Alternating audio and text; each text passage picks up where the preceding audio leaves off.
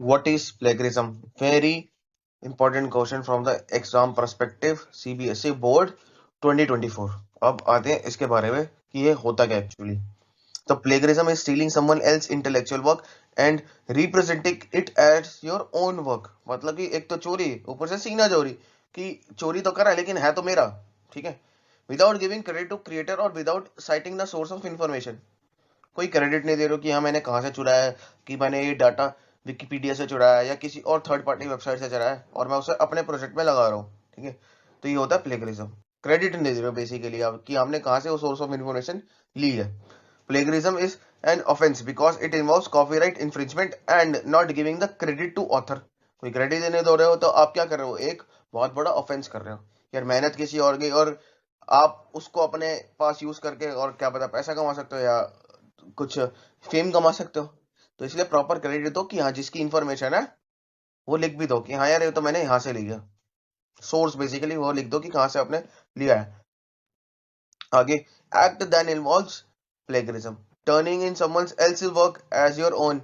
ये तो आप आराम से समझ जाओगे. क्या आपने बचपन में देखी होगी movie Tarzan the wonder car, वो ब्लू कलर की शानदार कार. ठीक है.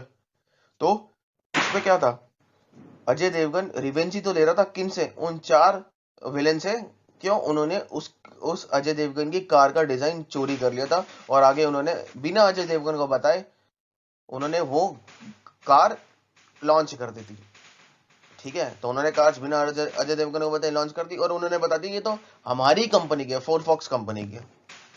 तो इसी का था सीन था. अगर क्या पता वो उसको दे देते कि हमने डिजाइन यहाँ से हमने अजय देवगन से लिया है, तो क्या पता वो मूवी ना बनती.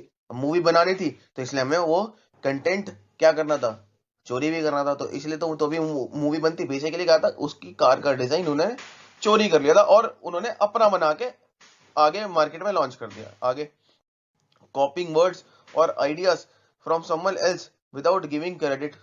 वर्ड भी आपने चोरी कर लिया और वो आप अपना बना रहे हो और क्रेडिट भी नहीं दे रहे हो.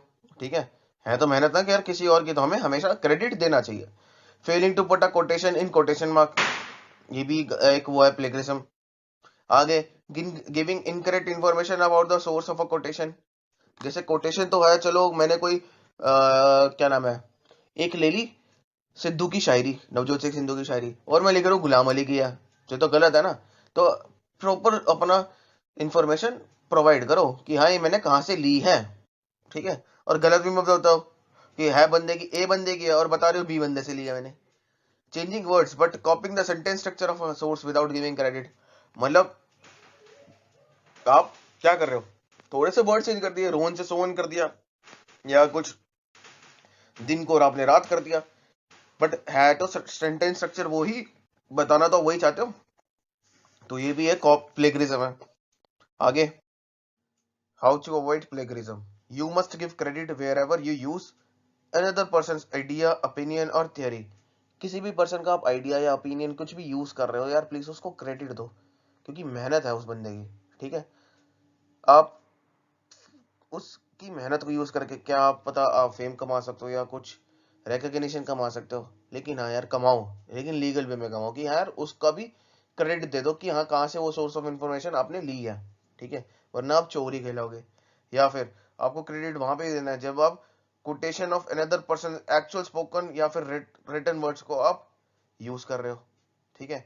या फिर आप पैराफ्रेसिस यूज कर रहे हो ऑफ अनदर पर्सन स्पोकन और रिटन वर्ड्स. ठीक है.